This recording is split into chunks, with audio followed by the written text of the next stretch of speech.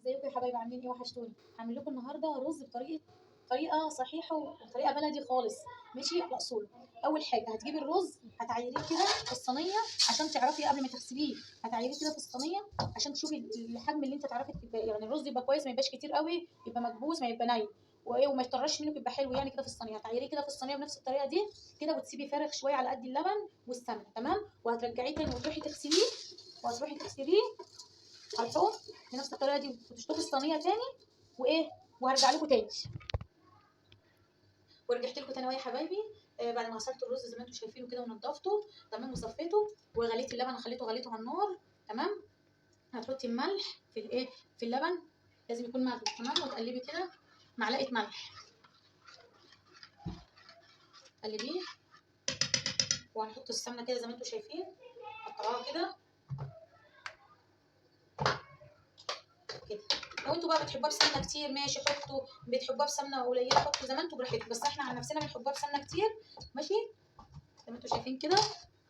وايه، ودوسي لايك بقى يا قمر، انت يا عسل، انت دوسي لايك وشجعيني كده عشان اعمل لك وصفات تانية جديده. وايه، المطبخ توته الشطوره. وهحط لكم كده الرز كده اهو زي ما انتوا شايفين كده. احط لكم الرز اهو كده، تسويه كده كده. وايه، واحط اللبن طبعا انت غالياه وحاطه له الملح بتاعه وكده، مظبطه ملحه. وتحطي لازم يكون اللبن مغلي، تمام كده اهو كده كفايه. هنعمل كده في حاجه تاني، هنروح بقى نحطه في الفرن وهرجع لكم تاني. ورجعت لكم يا حبايبي بعد ما عملت الرز، حطيت الرز في الصينيه.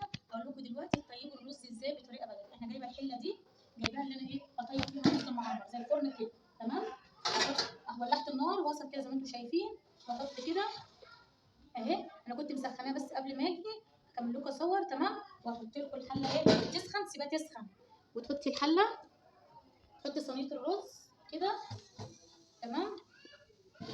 وتغطي كده عليها وسيبيها زي ما كده لحد ما ايه، ما تستوي معاك وتشوفوا وشها احمر، ايه تطفي عليها. وارجع لكم تاني. ورجعت لكم تاني اهو يا حبايبي. هقول لكم هنوطي على النار. انا كنت عليت، نسيت اقول لكم ان انا هعلي على النار كده. فانا هوطي شويه كده معاكم، تمام. وطيت كده كفايه اهي كده، هتطفي مني اهي زي ما انتم شايفينه كده. وهوريكم دلوقتي ايه اللي احنا هنشوفه الرز. شايفين كده؟ هتسيبوني يشرب. حماتي بتقول لي اما نشوفوكي يا بتاعت مصر هتعرفي تعملي رز معمر ولا لا؟ فانا قلت لها ماشي يا ماما هوريكي. فاحنا سيبناه كده اهو، الشرب اهو خد لون اهو. دي الحله دي اقسم بالله تحفه. اللي ما عندهاش فرن تعمل رز، هتجيب الحله دي وتعمل عليها. انا عرفتكم هتعملوا، هتسخنوها وتعملوا كده بالطريقه دي. ايه، هجيب المعلقه واشوف محتاجه سمنه تاني ولا حاجه. لا هي كده مش محتاجه اي حاجه.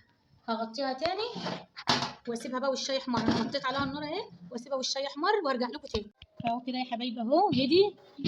هنشيله كده بنفس الطريقه دي. اهو رايكم في الرز تحفه. وتعالي اتفرجي يا حماتي بتاعت مصر عملت ايه اهي. الرز شايفينه ده، والله العظيم الطريقه دي تحفه. جربوها وان شاء الله تعجبكم قوي قوي قوي. ولو عجبكم الفيديو دوسوا لايك وشجعوني ان انا اكمل لكم الفيديوهات تاني. ومطبخ توته الشطوره.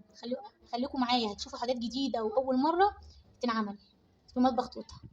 طلعتها اهو من الحله يا حبايبي. وايه، هوريكم هنعمل فيها ايه. هنقلبها عشان السمنه لو متسربه تحت تطلع على الوش كده. خليكم معايا، هقلبها كده. جيبي غطا يكون اكبر من الصينيه، دي كده كده. بس خلي بالك عشان هي سخنه كده كده.